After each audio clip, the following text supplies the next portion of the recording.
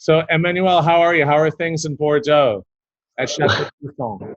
Well, at Issa, everything is fine because so far the vineyard is in very, very good and healthy conditions. We so far, I keep finger crossed, but so far we have no problem with frost or hail or whatever. So, and let's say we are mostly 2 weeks in advance compared to a normal vintage. Well, let's try your wines now. Okay, so maybe we could start with Lilian, which is exactly the opposite that I've said about the blend because it's mostly Merlot oriented. I've been surprised how the wines show so well already.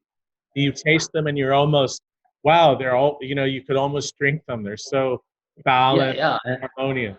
This wine, the tannins are very well fondue, very integrated into the wine. It shows nice ripeness, but there's a real charm and beauty, and it's very typical to Saint-Estèphe with a spiciness and like sous-bois character. I agree, and I think they are, as you mentioned, already charming to drink or to taste. They are quite round, and which is not so common for Saint-Estèphe. Generally speaking, sometimes they are a little bit, I would not say aggressive, but hard to taste when they are young. And probably it's due to the high percentage of Merlot in the blend. But anyway, it's already, it's for me, I think, one of the best Lilian I have ever tasted in future. Probably is not. It's very close to the.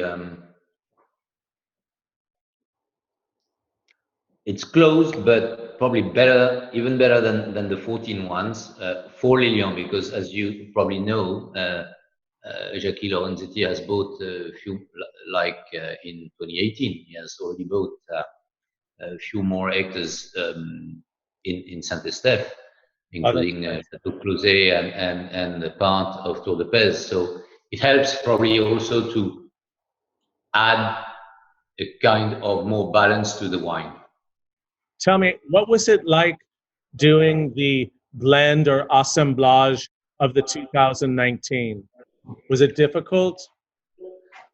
Not really. I think it was, generally speaking, this vintage was kind of very easy vintage because during all the year long, everything was quite great. The ripeness of the berries were perfect. The summer conditions, spring conditions, very good flowering.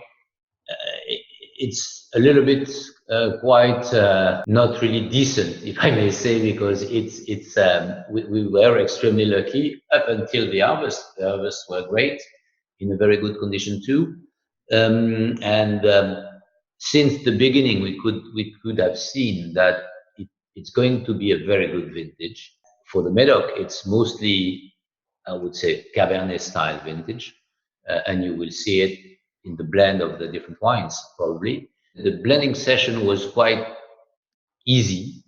The blend for us at Issa has been made with mostly oldest plots of the clove here. So, no, I have to say, to be honest, things like 15, 16 or 18 were a little bit more difficult to choose. 18 or 19 was quite easy to make.